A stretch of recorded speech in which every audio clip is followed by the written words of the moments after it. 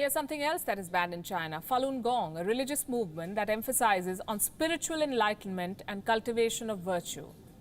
But virtues and enlightenment, you see, do not exist in the Chinese Communist Party's dictionary.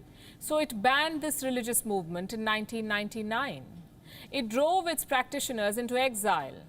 Why are we discussing this now? Because 3 days back, on the 20th of July, Falun Gong practitioners marked the 21st anniversary of their exile from mainland China, 21 years of their persecution by the Chinese regime. And this time, I'm happy to tell you that their voices are not going unheard. You see, most Falun Gong practitioners are settled in the United States. The movement has its headquarters in New York, and the US government is looking to revive their case to corner China.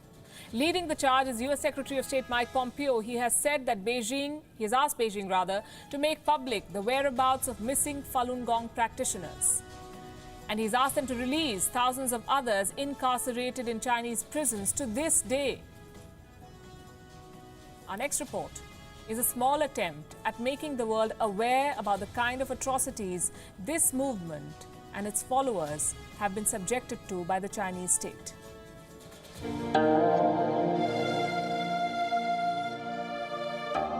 It is a religious movement.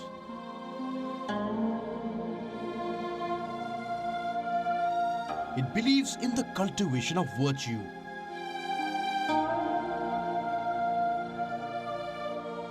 It emphasizes on spiritual enlightenment.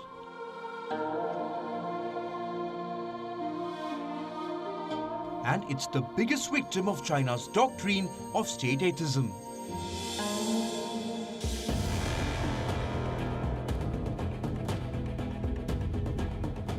This is the story of Falun Gong, of the Dharma Ved practice.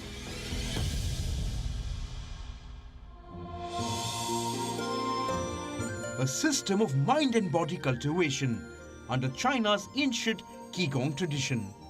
It's a combination of Buddhist and Taoist teachings and believes in the cultivation of moral character through forbearance.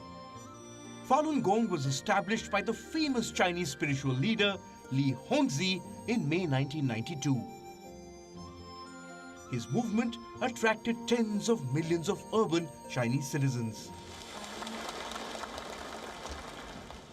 It also gained significant popularity across the world.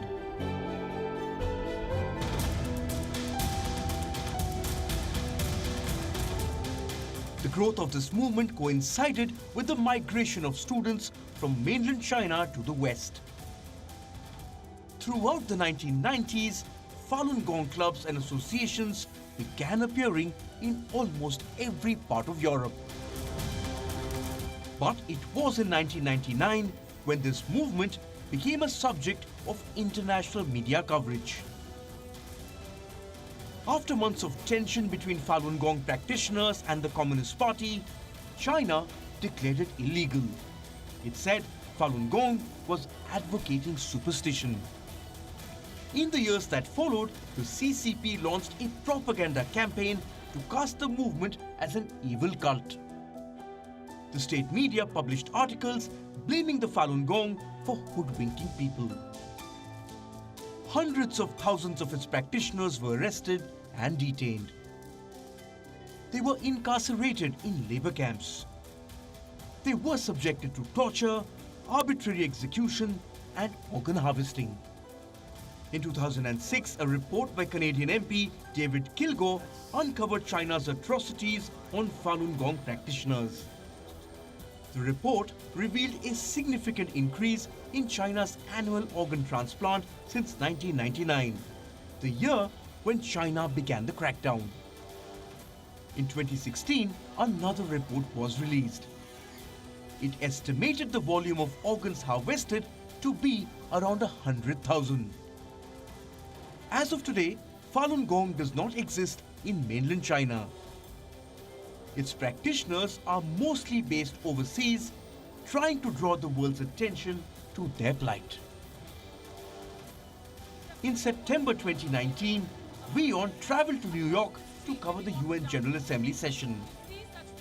We carried a report on the annual protests that coincide with the UNGA outside its headquarters. Seated quietly among the protesters were Falun Gong practitioners. Images like these, people very quietly making their point. Persecuted for their beliefs, banished for their practices, and robbed of their organs.